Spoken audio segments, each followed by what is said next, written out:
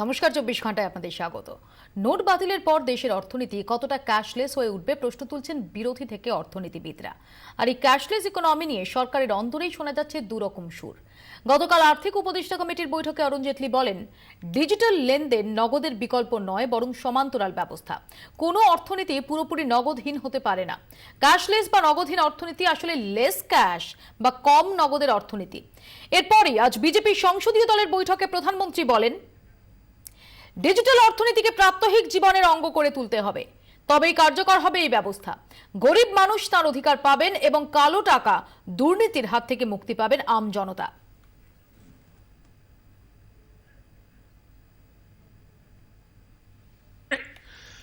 ये डिजिटल सिर्फ नोटों कागज की नोटें कम करने का कार्यक्रम नहीं है जी। ये पूरी तरह वे ऑफ लाइफ बदलने का कार्यक्रम है, एक वे ऑफ इकोनॉमिक सिस्टम को बदलने का कार्यक्रम है। और दुनिया में उन्हीं देशों ने प्रगति की है जिन्होंने इन बदलाव को समय रहते हुए स्वीकार किया है। हम लोगों का ये प्राइम रिस्पॉन्सिबिलिटी होनी चाहिए कि हम इस बात को आगे बढ़ाएं। বিজেপির অন্দরের খবর, নোট বাতিলের সিদ্ধান্ত প্রধানমন্ত্রীর একার। শুরুতে অরুণ জেটলিও তা জানতেন না। এক মাস পরও নোটের যোগান স্বাভাবিক না হয় এখন কি তাহলে প্রধানমন্ত্রীর সিদ্ধান্ত থেকে দূরত্ব বজায় রাখতে চাইছেন জেটলি? গুঞ্জন রাজনৈতিক মহলে। আমাদের চিফ রিপোর্টার রজত শুভ্র মুখোটি আমাদের সঙ্গে টেলিফোন লাইনে রয়েছেন এই মুহূর্তে। রজত, যখন প্রধানমন্ত্রী ক্যাশলেস লেনদেনের উপর জোর দিচ্ছেন, ইতিমধ্যেই রমরমিয়ে সরকারি বিজ্ঞাপন শুরু হয়ে গেছে, সেইখানে দাঁড়িয়ে অরুণ জেটলির এই মন্তব্য কতটা তাৎপর্যপূর্ণ? দেখো, সাধারণ মানুষ রীতিমতো বিভ্রান্ত। প্রধানমন্ত্রী বলছেন যে জীবনের সঙ্গে, জীবনের প্রতিকটা লেনদেনের সঙ্গে ক্যাশলেস ট্রানজাকশনকে তোমার ওতপ্রোতভাবে জড়িয়ে নিতে। আর অন্যদিকে আমরা দেখতে পাচ্ছি যার মধ্যে দিয়ে ডিমনিটাইজেশন ইমপ্লিমেন্টেড হচ্ছে, কার্যকরী হচ্ছে, সেই অরুণ জেটলি অর্থমন্ত্রী, তিনি বলছেন যে এটা কখনো ক্যাশ লেনদেনের বিকল্প হতে পারে না, এটা সমান্তরাল ভাবে চলবে, একই সঙ্গে চলবে। অর্থাৎ প্রধানমন্ত্রীর বক্তব্য এক এবং অর্থমন্ত্রীর বক্তব্য আরেক, ক্যাশলেস ইকোনমি নিয়ে। জনগণের মধ্যে এই বিভ্রান্তিটাই কিন্তু এখন মারাত্মকভাবে চলে এসছে। সাধারণ মানুষ বুঝতে পারছে না যে ভবিষ্যতে সে কোনটার উপর বেশি ভরসা করবে, ক্যাশলেস অর্থাৎ তোমার নগদহীন লেনদেনে বেশি সে গুরুত্ব দেবে, নাকি তোমার নগদের লেনদেনের উপর গুরুত্ব দেবে। এই যে তোমার ক্যাশ কনফিউশন একটা শুরু হয়ে গেছে, এটা কিন্তু সাধারণ মানুষের মধ্যে ব্যাপকভাবে আমরা দেখতে পাচ্ছি। এবং এই দিশাহীনতা এটা আসছে কিন্তু বিশেষজ্ঞরা বলছেন যে প্রপার প্ল্যানিং হয়নি।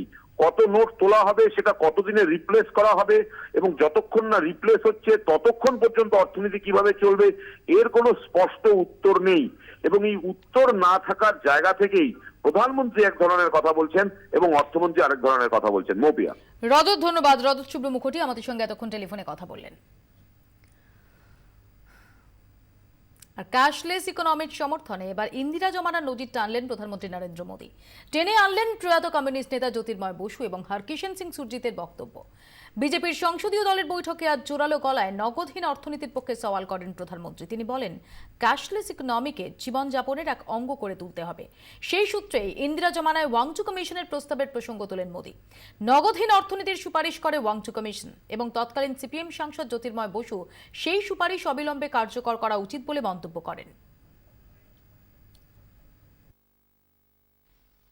जबकि श्रीमती गांधी इस देश में राज करती थी, एक वांछू कमेटी बनी थी, जिस वांछू कमेटी का एक रिपोर्ट आया था और जिसमें नोटों पर पाबंदी लगाने के विषय में गंभीरतापूर्वक चर्चा की गई थी कि 1971 में देश को इसकी जरूरत थी जो आज हमने किया है। इतने साल देर कर करके देश का कितना नुकसान किया है ये हम कल्पना कर सकते हैं।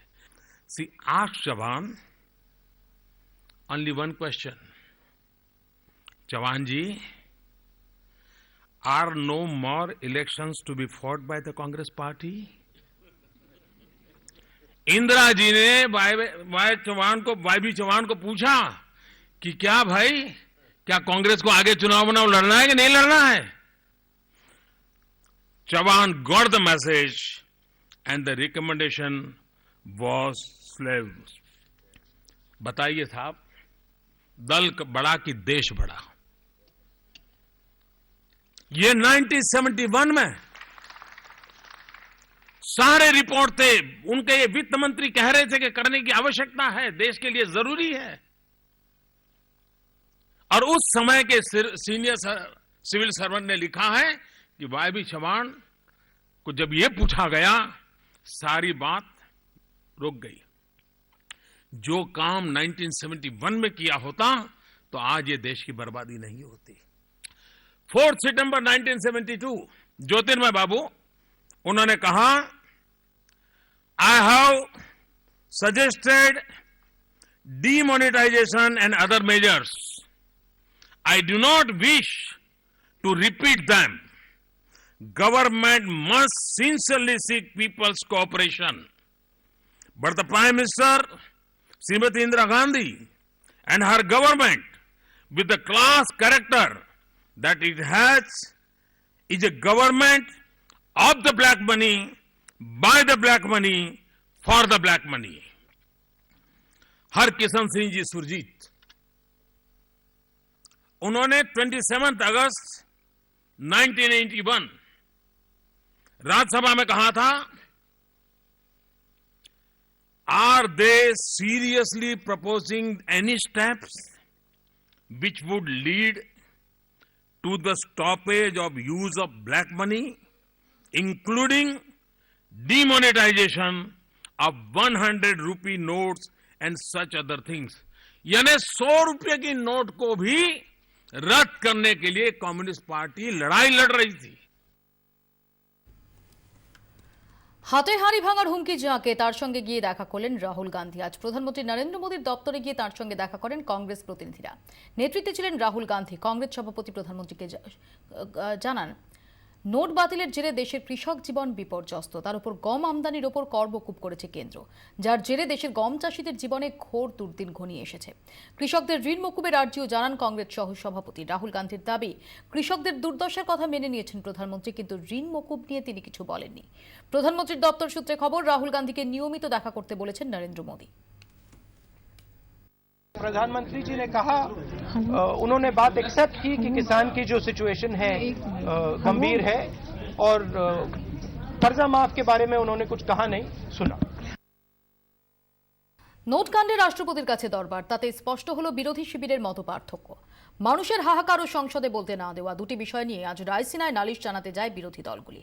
নেতৃত্বে ছিল কংগ্রেস, কিন্তু সেই ঐক্যে যোগ দিল না এসপি, বিএসপি এবং এনসিপি। শেষ মুহূর্তে সরে দাঁড়ালেন বামেরাও। তৃণমূল কংগ্রেস, জেডিইউ এবং আরজেডি প্রতিনিধিরা রাষ্ট্রপতি ভবনে কংগ্রেসের সঙ্গে যায়।